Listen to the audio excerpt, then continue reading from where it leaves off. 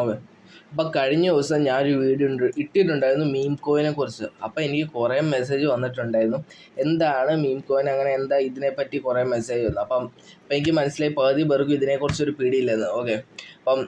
അപ്പം കാരണം എന്താണെന്ന് പറഞ്ഞാൽ നമ്മുടെ കേരളത്തിൽ ഇത് ഞാൻ സംസാരിക്കുന്നില്ല. കാരണം പിന്നെ ഇതിനൊരു കുഴപ്പം കൂടെ ഉണ്ട്. കാരണം നമ്മുടെ കയ്യിൽ കുറച്ചെങ്കിലും ഒരു ലിക്വിഡിറ്റി, മാർക്കറ്റ് ക്യാപ്പ്, നമ്മുടെ കുറച്ച് പൈസ ഇറക്കാനുണ്ടാവണം, എന്നാലേ ഇതിന് നമുക്ക് ട്രേഡ് ചെയ്യാൻ പറ്റത്തുള്ളൂ. ഓക്കെ. കാരണം ഇതിനെ കുറച്ച് ഗ്യാസ് ഫീസ്, ട്രേഡ് ചെയ്യാൻ തന്നെ ഗ്യാസ് ഫീസ് അത്യാവശ്യം 0.01 കൊടുക്കേണ്ടി വരും ചില സമയത്ത്. എന്ന് വെച്ചാൽ 170 രൂപ തന്നെയാണ്. സോ അപ്പം ചെറിയ രീതിയിൽ എന്ന് വെച്ചാൽ നമ്മുടെ കുറച്ചൊരു 10,000 രൂപ ഉണ്ടെന്നുണ്ടെങ്കിൽ നല്ല രീതിയിൽ നമുക്ക് അത്യാവശ്യം പഠിക്കാനും പഠിച്ച് മുന്നേറാനും പറ്റുന്ന ഏറ്റവും അടിപൊളി ഒരു സംഭവമാണ് മീം കോയിൻ എന്ന് പറയുന്നത്. അപ്പോൾ നമ്മൾ ഇവിടെ നിന്ന് എൻ്റർ ചെയ്തിരുന്നതിൽ ഏറ്റവും ഹൈസ്റ്റ് നോക്കുവാണെങ്കിൽ 64,000 ഇരട്ടിയാണ് കൂടിയത്. ആൾക്കാർക്ക് സത്യം പറഞ്ഞാൽ ഇത് വിശ്വസിക്കാൻ പറ്റത്തില്ല. ഇതൊക്കെ നമുക്ക് ഒരു ദിവസത്തെ ടൈം ഫ്രെയിം തന്നെ നോക്കിക്കഴിഞ്ഞാൽ നല്ല രീതിയിൽ നമുക്ക് ഇതൊക്കെ വലിയ കോയിൻസ് ആണ്ട് ഇത് വലുതായിട്ട് ഇനി നമുക്ക് റിട്ടേൺസ് തരത്തില്ല. അതേസമയം ചെറിയ ചെറിയ കോയിൻസ് ആണെന്ന് വിചാരിച്ചോ, ഇപ്പം പുതിയതായിട്ടുണ്ടാക്കി ഏതായാലും 24 മണിക്കൂറിന് ടോപ്പ് ട്രെൻഡിങ് ആയിരിക്കുന്ന കോയിൻസൊക്കെ എത്ര കയറി നോക്കാം. കണ്ടോ, 66,000 ഇരട്ടിയാണ് 24 മണിക്കൂറിൽ അത് ഇൻക്രീസ് ആയത്. ആദ്യം ക്രിപ്റ്റോ എന്താണെന്ന് പറയണം.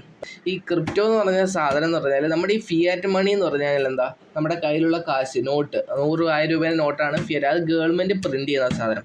അത് കൺട്രോൾഡ് ആണ്. ഗവൺമെൻറ്റിന് ആക്ച്വലി കൺട്രോൾ ചെയ്യാൻ പറ്റും. ഓക്കെ. അതിന് പകരമായിട്ട് ആൾക്കാർ കൂടി ബ്ലോക്ക് ചെയിനൊക്കെ കണ്ടുപിടിച്ചതിന് ശേഷം ഇറക്കിയതാണ് എന്ന് വെച്ചാൽ ആൾ കൺട്രോൾ ചെയ്യാത്ത ഒരു കോയിൻ എന്ന് പറഞ്ഞാൽ ഒരു കൺസെപ്റ്റിലാണ് ക്രിപ്റ്റോ ഇറങ്ങുന്നത്. ഓക്കെ. ഈ പലർക്കും അറിയുന്ന സാധനം ബിറ്റ് കോയിൻ മാത്രമേ ഉള്ളൂ. ക്രിപ്റ്റോ അറിയില്ല, ബിറ്റ് കോയിൻ അറിയാം. ബിറ്റ് കോയിൻ എന്താണെന്ന് അറിയാം, പക്ഷേ ക്രിപ്റ്റോൻ എന്താണെന്ന് അറിയില്ല.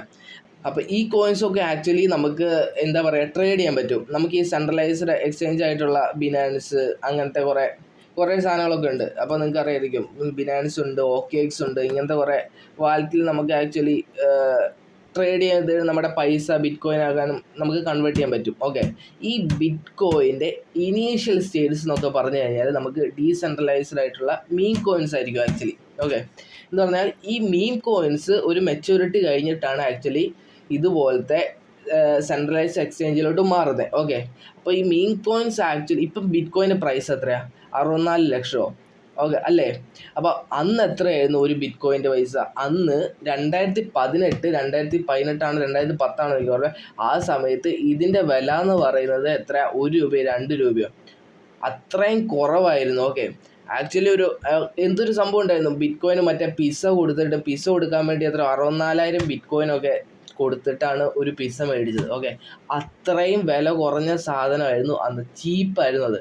ഇന്നത് ഒരു ബിറ്റ് കോയിൻ എന്ന് പറയുന്നത് 64 ലക്ഷം രൂപയാണ്. ഓക്കെ. അപ്പം ആൾക്കാർ പലതും ഇതിൻ്റെ ഒരു വാല്യൂ അറിയത്തില്ല എന്നുള്ളതാണ് ഏറ്റവും വലിയ കാര്യം. ഓക്കെ. അപ്പം ഇങ്ങനെ ഏകദേശം ഇതിൻ്റെ ഒരു ബേസിക്കൊക്കെ നമുക്ക് അറിയാമെന്നുണ്ടെങ്കിൽ നമുക്ക് സുഖമായിട്ട് മീം കോയിനിലോട്ട് കടക്കാൻ പറ്റും. ഓക്കെ. അപ്പം ഞാൻ പറഞ്ഞ പോലെ ഏകദേശം നമ്മൾ തുടക്കം നോക്കിക്കഴിഞ്ഞാൽ ഏകദേശം എല്ലാം മനസ്സിലാവണമെന്നില്ല. ഓക്കെ. അപ്പോൾ കുറച്ചൊക്കെ നമ്മൾ ഈ ഇതിലോട്ട് കുറച്ചൊക്കെ വീഡിയോസൊക്കെ കണ്ടു കഴിഞ്ഞാൽ, അല്ലെങ്കിൽ എൻ്റെ വീഡിയോസ് ഇങ്ങനെ തുടക്കം തൊട്ട് കുറച്ചൊക്കെ കണ്ടു കഴിഞ്ഞാലും, അല്ലെങ്കിൽ വേറെ കുറേ നമുക്ക് യൂട്യൂബ് ഇഷ്ടംപോലെ വീഡിയോസ് ഉണ്ട്. അപ്പോൾ ഏതെങ്കിലുമൊക്കെ ഒന്ന് കണ്ടു കഴിഞ്ഞാൽ ഏകദേശം ഇതിൻ്റെ ഒരു ബേസിക്കൊക്കെ മനസ്സിലാവാൻ പറ്റും. അപ്പം എനിക്ക് ഒന്നാമത്തെ കാര്യം പറയാനുള്ളത്, നേരിട്ട് ഇതിലോട്ട് ചാടാൻ പറ്റത്തില്ല. ഓക്കെ. ഞാൻ ഈ ഒരു കാര്യം ചെയ്യാൻ തുടങ്ങിയിട്ട് 2-3 കൊല്ലമായി. ക്രിപ്റ്റോ ഇൻഡസ്ട്രിയും അതേപോലെ തന്നെ ട്രേഡിങ്ങും അങ്ങനത്തെ പരിപാടിയൊക്കെ തുടങ്ങിയിട്ട് അത്യാവശ്യം നാളെ. അതുകൊണ്ടാണ് എനിക്ക് ഇത്രയും നല്ല പ്രോഫിറ്റൊക്കെ കിട്ടിക്കൊണ്ടിരിക്കുന്നത്. ഓക്കെ. അപ്പോൾ നിങ്ങൾ ഇപ്പം തന്നെ കയറി കഴിഞ്ഞിട്ട് നല്ല രീതിയിൽ പ്രോഫിറ്റ് ചെയ്യണം എന്ന് പറഞ്ഞു കഴിഞ്ഞാൽ നടക്കുന്ന കാര്യമല്ല അത്. ഓക്കെ.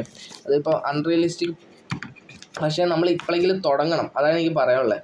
ഇപ്പോൾ നിങ്ങൾക്ക് ചെയ്യാൻ പറ്റുന്ന കാര്യം എന്ന് പറഞ്ഞാൽ ഇങ്ങനെ ഓരോ ചാർട്ടുകൾ എടുക്കുക. എന്നിട്ട് ചാർട്ടുകൾ എടുത്തു കഴിഞ്ഞാൽ നമുക്ക് ആക്ച്വലി അനലൈസ് ചെയ്യാൻ പറ്റും. ഓക്കെ. കുറേ ചാർട്ട് കണ്ടു കഴിഞ്ഞാൽ നമുക്ക് ഏകദേശം ഒരു ട്രെൻഡൊക്കെ മനസ്സിലാക്കാൻ പറ്റും. ഓക്കെ. അപ്പം അതാണ് ആ ട്രെൻഡ് മനസ്സിലാക്കാനുള്ള ക്ലാസ്സാണ്. ഏകദേശം കാര്യങ്ങളൊക്കെയാണ്, എങ്ങനെയാണ് ഞാൻ ട്രേഡ് ചെയ്യുന്നതുള്ളൊരു കുറേ സ്ട്രാറ്റജീസൊക്കെ ഉണ്ട്. ഇപ്പം വെറുതെ റാൻഡമായിട്ട് നമുക്ക് ചെയ്ത് കഴിഞ്ഞാൽ നമുക്ക് ആക്ച്വലി പൈസ കിട്ടത്തില്ല. ഓക്കെ. കുറേ കാര്യങ്ങൾ ഇതിനകത്ത് പറയാനുണ്ട്. എയർ ഡ്രോപ്പിൽ പങ്കെടുക്കാൻ നോക്കുക. ഓക്കെ. എയർ ഡ്രോപ്പിലൊക്കെ പങ്കെടുത്ത് കഴിഞ്ഞാൽ അത്യാവശ്യം ഓക്കെ, നിങ്ങൾക്ക് ആക്ച്വലി പൈസ ഉണ്ടാക്കണം എന്ന് വിചാരിച്ചു, അപ്പോൾ കൈ കാശില്ല. ഏകദേശം ഇതിന് അത്യാവശ്യം പൈസ ചിലവുണ്ട്. കാരണം പഠിക്കാൻ കുറച്ച് പൈസയാവും. കാരണം തുടക്കം നടക്കുന്ന ട്രെയിനറൊക്കെ ഇത് കയറിപ്പോകുന്നതും ഇറങ്ങിപ്പോകുന്നതും വളരെ ക്വിക്കായിട്ടാണ്. ഞാനിത് ആക്ച്വലി മീൻ കോൺ ട്രേഡ് ചെയ്തപ്പം 5 സെക്കൻഡ് എന്തോ ഈ ഞാൻ ഇട്ട 2,000 രൂപ 20,000 30,000 രൂപയായി. പിന്നെ ഒരു 3 സെക്കൻഡ് കഴിഞ്ഞപ്പോൾ അത് നേരെ 10 രൂപ 20 രൂപയായി. ഓക്കെ, അപ്പം ഇതിൻ്റെ ഒരു ടൈം ലിമിറ്റ് എന്ന് പറഞ്ഞാൽ നമുക്ക് ഭയങ്കരമായിട്ട് പ്രശ്നം അത്. ഓക്കെ, അപ്പോൾ നമ്മൾ നല്ല തുടക്കമൊക്കെ എനിക്ക് കുറച്ചധികം മിസ്റ്റേക്സൊക്കെ പറ്റിയിട്ടുണ്ടായിരുന്നു. പിന്നെയാണ് മിസ്റ്റേക്ക് പറ്റിയാണ് നമ്മൾ പിന്നെ പഠിക്കുന്നത്. ഓക്കെ, അങ്ങനെ ഇത് നടക്കത്തുള്ളൂ. ഓക്കെ, അപ്പോൾ എൻ്റെ മിസ്റ്റേക്സ് പറ്റിയതൊക്കെ ഞാൻ ആക്ച്വലി ഇവിടെ പറയുന്നുണ്ട്. ഓക്കെ, ബാക്കിയുള്ള വീഡിയോസിലൊക്കെ പറഞ്ഞുതരാം. അപ്പം എനിക്കിത് പറയാനുള്ളതെന്ന് വെച്ചാൽ നിങ്ങൾ ആക്ച്വലി എയർ ഡ്രോപ്പിലൊക്കെ പങ്കെടുക്കണം. എന്നിട്ട് കുറച്ചൊക്കെ എയർ ഡ്രോപ്പിൽ പങ്കെടുത്ത് കഴിഞ്ഞ് കുറച്ച് പൈസ ഏൺ ചെയ്യാൻ പറ്റിക്കഴിഞ്ഞാൽ നമുക്ക് ആക്ച്വലി ആ പൈസ വെച്ച് കഴിഞ്ഞിട്ട് നമുക്ക് ട്രേഡ് ചെയ്യാൻ പറ്റും. ഓക്കെ, ആ പൈസ വെച്ച് ഇതിലോട്ട് ചെയ്താൽ മതി. അതാണ് ആക്ച്വലി എനിക്ക് തോന്നുന്നത് സേഫ് ആയിട്ടുള്ള കാര്യം. പിന്നെ എയർ ഡ്രോപ്പിൽ പങ്കെടുക്കുമ്പോൾ നമുക്ക് ആക്ച്വലി എങ്ങനെ പൈസ P2P വഴി അങ്ങോട്ട് ട്രാൻസ്ഫർ ചെയ്യാം, അല്ലെങ്കിൽ എന്താണ് ഗ്യാസ് ഫീസ്, ഇങ്ങനത്തെ ബേസിക് ആയിട്ടുള്ള കാര്യങ്ങളൊക്കെ നമുക്ക് പഠിക്കാൻ പറ്റും. ആക്ച്വലി ഗ്യാസ് ഫീസ് എന്ന് പറഞ്ഞാൽ അത്യാവശ്യം ഇപ്പം സൊളാനയിൽ ഇപ്പോൾ കുറവായിരിക്കും, പക്ഷേ എത്തിയറത്തിലൊക്കെ അത്യാവശ്യം $2-4 ഉണ്ട്. ഓക്കെ, ഇതിനകത്ത് ആക്ച്വലി കുറവാണ്. പക്ഷേ ഇതിനകത്ത് പ്രശ്നം എന്ന് പറഞ്ഞാൽ ട്രാൻസ്ഫറിങ് ചിലപ്പം ചില സമയത്ത് കഴിഞ്ഞിട്ട് നമുക്ക് കുറച്ചധികം ഫീസ് എക്സ്ട്രാ കൊടുക്കേണ്ടി വരും. ഓക്കെ, ചിലപ്പോൾ അത് 170-200 ജസ്റ്റ് ഒരു ട്രാൻസ്ഫറിന് വരെ നമുക്ക് കൊടുക്കേണ്ടി വന്നിട്ടുണ്ട്. ഓക്കെ, എനിക്ക് അത്യാവശ്യം കൊടുക്കേണ്ടി വന്നിട്ടുണ്ട്. അപ്പോൾ ഇതിനെപ്പറ്റിയൊക്കെ നമുക്ക് അത്യാവശ്യം ഐഡിയ വേണം. ഓക്കെ, അത് നമ്മൾ വെറുതെ എൻ്റെ വീഡിയോസ് കണ്ടുകൊണ്ടിരുന്നതെന്ന് വെച്ചാൽ നമുക്ക് മനസ്സിലാകാൻ പറ്റത്തില്ല. അത് ഞാൻ പിന്നെ അത്രേ പറയാനുള്ളൂ. കാരണം നമ്മൾ കുറേ ചാർട്ടൊക്കെ നമ്മൾ നോക്കണം, അല്ലാണ്ട് ഇതിനെക്കുറിച്ച് കൂടുതൽ പഠിക്കാൻ പറ്റത്തില്ല. ഞാൻ ടിപ്സൊക്കെ പറഞ്ഞു തരുമെങ്കിലും നിങ്ങൾ നിങ്ങളുടേതായിട്ടുള്ള റിസർച്ചും ചാർട്ടും നോക്കിയിട്ടേ ചെയ്യാൻ പാടുള്ളൂ. ഓക്കെ, ഇപ്പം ഞാൻ എൻ്റെ സ്ട്രാറ്റജി നോക്കിയിട്ടാണ്. കാരണം ഞാൻ ചിലപ്പോൾ പെട്ടെന്ന് സ്റ്റോപ്പ് ലോസ് എടുക്കും, അല്ലെങ്കിൽ ചിലപ്പം സ്റ്റോപ്പ് ലോസ് എടുക്കാണ്ട് ഇങ്ങനെ ട്രേഡ് ചെയ്യും. കാരണം ഞാൻ അത്യാവശ്യം പ്രാക്ടീസുള്ള കുറേ ചാർട്ട് കണ്ടുകൊണ്ടാണ് ഞാൻ ആക്ച്വലി എൻ്റെ സ്ട്രാറ്റജി എന്ന് പറഞ്ഞാൽ ഞാൻ ആക്ച്വലി ഓരോന്ന് ചെയ്യുവാണെങ്കിൽ ഞാൻ ആക്ച്വലി എഴുതി വെക്കും. എൻ്റെ ഓരോ സ്ട്രാറ്റജി ഓരോ ദിവസം ചെയ്യുമ്പോൾ മിസ്റ്റേക്സ്, അങ്ങനെ കുറേ കാര്യങ്ങൾ. എനിക്കങ്ങനെ ബുക്കൊക്കെ ഉണ്ട്, ആക്ച്വലി കുറേ വലിയ ബുക്കൊക്കെ ഉണ്ട്. അപ്പോൾ ഇതിനകത്ത് നമുക്ക് ആക്ച്വലി നിങ്ങളും അങ്ങനെ ചെയ്യണമെന്നാണ് ഞാൻ പറയുന്നത്. ഓക്കെ, നമ്മുടെ ചെയ്യുന്ന സ്ട്രാറ്റജി നമുക്ക് കാണാൻ, നമ്മൾ കുറേ ചാർട്ട് കാണുമ്പോൾ നമുക്ക് ഇങ്ങനെ ഇത് പോകത്തുള്ളൂ. ഇത് ഫോർ എക്സാമ്പിൾ ഞാനിപ്പോൾ ജസ്റ്റ് ഒന്ന് വരച്ച് കാണിച്ചു തരാം നിങ്ങൾ. ഓക്കെ, ഇത് കണ്ടോ, ഇവിടെ കണ്ടോ ഈ ഒരു ലൈനിൽ ഇത് സ്ട്രഗിൾ ചെയ്യുന്നുണ്ടോ? അപ്പം നമുക്ക് മനസ്സിലാവും കുറേ തവണ അതങ്ങനെ സ്ട്രഗിൾ ചെയ്യുവാണെങ്കിൽ. ആക്ച്വലി കണ്ടോ, നമ്മൾ കുറച്ച് ഒരു 5 minute ചാർട്ട് എടുത്തു കഴിഞ്ഞാൽ നമ്മളൊരു ലൈനിൽ തന്നെ ഒരു സ്ട്രഗിളിങ് നമുക്ക് ആക്ച്വലി കാണുന്നുണ്ട്. ഈ ലൈൻ എത്തുന്നു, തട്ടുന്നു, പിന്നെയും തട്ട് ഇങ്ങനെ കയറുന്നു, കുറച്ചും കൂടി ഇങ്ങനെ സ്ട്രെയിറ്റ് ആയിട്ട് പോവുക.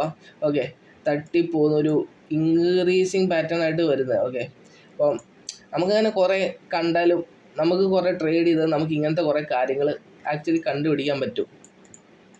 അപ്പം ആക്ച്വലി നമുക്ക് ഗസ് ചെയ്യാൻ പറ്റും ഇനി ഇത് എങ്ങോട്ടാണ് പോകുന്നത്. കണ്ടോ, ഒന്ന് തട്ടി കഴിയുമ്പോൾ പിന്നെ മുകളിലോട്ട് കയറി പോകുന്നു, പിന്നെ തട്ടുന്നു, മുകളിലോട്ട് കയറുന്നു, പിന്നെ തട്ടുന്നു, മുകളിലോട്ട് കയറുന്നു. ഓക്കെ, നമുക്കിവിടെ കാണുവാണെങ്കിൽ നമുക്കിവിടെ ട്രെൻഡിങ് ജസ്റ്റ് ഈ ടാബ്സൊക്കെ ഒന്ന് നോക്കിക്കഴിഞ്ഞാൽ ട്രെൻഡിങ് ആയിട്ടുള്ള ന്യൂ പെയേഴ്സൊക്കെ എടുത്ത് നോക്കുകയാണെങ്കിൽ ന്യൂവസ്റ്റ് അടിക്കുകയാണെങ്കിൽ ആക്ച്വലി നമുക്കിവിടെ കണ്ടോ 54 സെക്കൻഡ് കണക്കിനാണ് മീം കോയിൻസ് ഇറക്കുന്നത്. ഓക്കെ, വീഡിയോ പകുതി വെച്ച് നിർത്തിയായിരുന്നു. ഓക്കെ, അപ്പോൾ എനിക്ക് ബാക്ക്ഗ്രൗണ്ട് നോക്കണ്ട. ആക്ച്വലി ബാക്ക്ഗ്രൗണ്ട് ഇത് അപ്പോൾ ഹോസ്റ്റലായതുകൊണ്ട് മാത്രമാണ് ഇങ്ങനെ നടക്കുന്നത്. ഓക്കെ, അപ്പം ഞാനിപ്പോൾ വീഡിയോ അവസാനിക്കാൻ പോവാണ്. ഇപ്പം അവസാനിക്കുന്ന മുമ്പ് എനിക്കൊരു കാര്യം പറയാം. നിങ്ങൾ ഇത്രയും നേരം വാച്ച് ചെയ്തിട്ടുണ്ടെങ്കിൽ ഞാനൊരു കാര്യം പറയാം. ഞാൻ ആക്ച്വലി ഒരു ഗീവ് അവേ പോലെ വെച്ചാലോ എന്ന് ആലോചിക്കുന്നുണ്ട്. കാരണം അപ്പോൾ ഏർലി യൂസേഴ്സിനൊക്കെ കൊടുക്കുന്നത് എനിക്ക് അത്യാവശ്യം ഇഷ്ടമുള്ള കാര്യം തന്നെയാണ്. ഓക്കെ, അപ്പോൾ നമ്മുടെ ചാനൽ എന്തായാലും ഇപ്പം അത്യാവശ്യം കയറി പോരുന്നുണ്ട്. ഇപ്പം ആദ്യത്തെ വീഡിയോ ഇട്ടപ്പോൾ തന്നെ ഞാൻ വിചാരിച്ചില്ല ഒരു 500 വ്യൂസൊക്കെ കിട്ടുന്നത്. അപ്പോൾ പുതിയ യൂട്യൂബേഴ്സൊക്കെ ആയ സ്ഥിതിക്ക് 500 വ്യൂസൊക്കെ എന്ന് പറഞ്ഞാൽ വലിയ കാര്യം തന്നെ. ഓക്കെ, അത്യാവശ്യം അത്രയും കിട്ടിയിട്ടുണ്ട്. അപ്പം ചിലപ്പോൾ കയറി പോകാൻ ചാൻസ് ഉണ്ട്. അപ്പോൾ എന്തായാലും ഒരു 10,000 സബ്സ്ക്രൈബേഴ്സ് ആകുവാണെങ്കിൽ നമ്മളെന്തായാലും ഒരു 10,000 രൂപ ഇതിൻ്റെ അടിയിൽ കമൻറ്റ് ഇട്ട ആൾക്കാർക്ക് വേണ്ടിയിട്ട് നമ്മളെന്തായാലും സെലക്ട് ചെയ്യുന്നതായിരിക്കും.